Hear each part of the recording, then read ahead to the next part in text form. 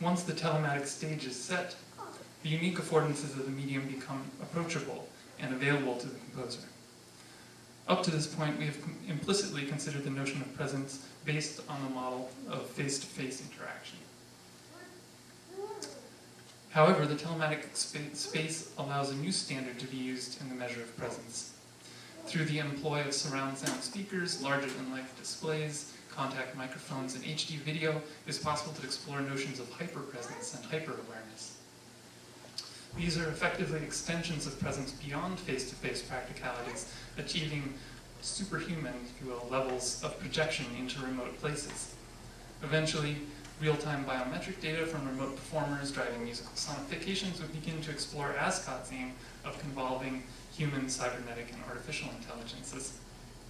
Through hyperpresence, musicians can interact, respond, and connect with one another at a new level of detail. Acoustic musicians reportedly find the sound of the breath of other players to be a primary indicator of intention and use their breath to synchronize playing.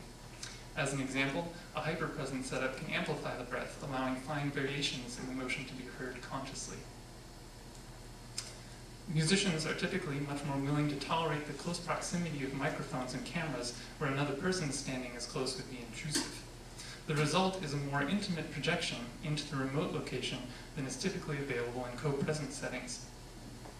The sound captured by a microphone clipped onto a violin is markedly different than the acoustic sound heard in the audience.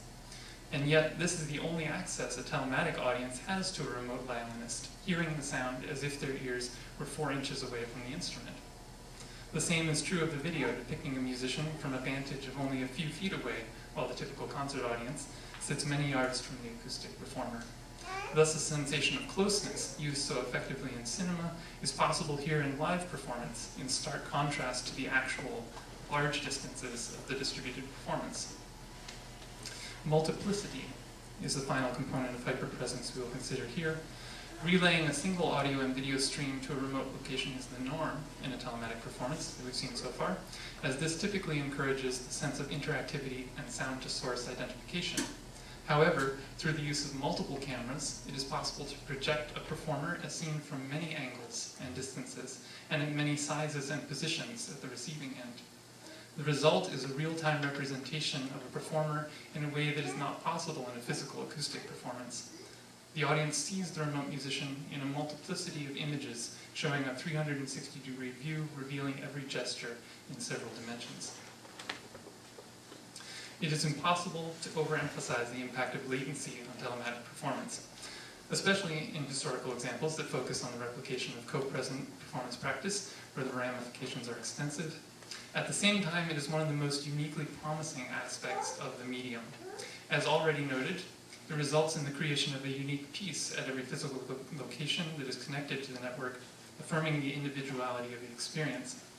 Musically, latency turns syncopation into unison, synchrony into asynchrony, and anticipations into arrivals. When two telematically distributed players appear to be playing in rhythmic synchrony at one location, they will be syncopated or offset at the other, based on the transmission time. When one player intuits the time of the transmission, they can anticipate musical arrivals, causing the remote musician to hear a unison attack, just as the orchestral brass players play ahead of the beat to get their sound to the conductor. When the latency is long enough, it can be felt as a regular period in the music, such as a beat or a bar, allowing the players to play complex rhythms in alignment, but effectively phased by one unit of the period.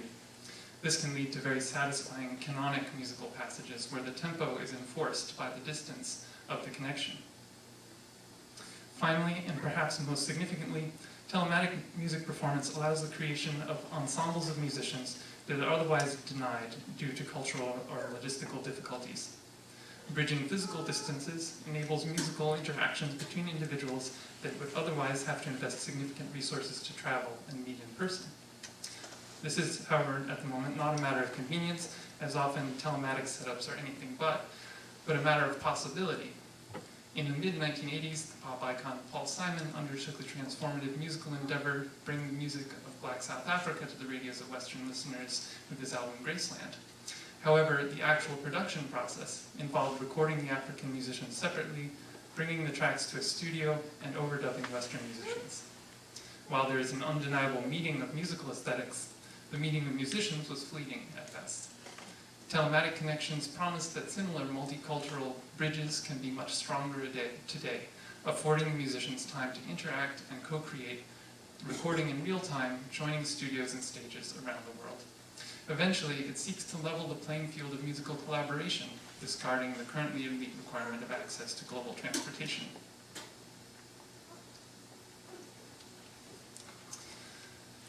While the problems of telematic music performance abound and often dominate its conception, the promises are unique and exciting.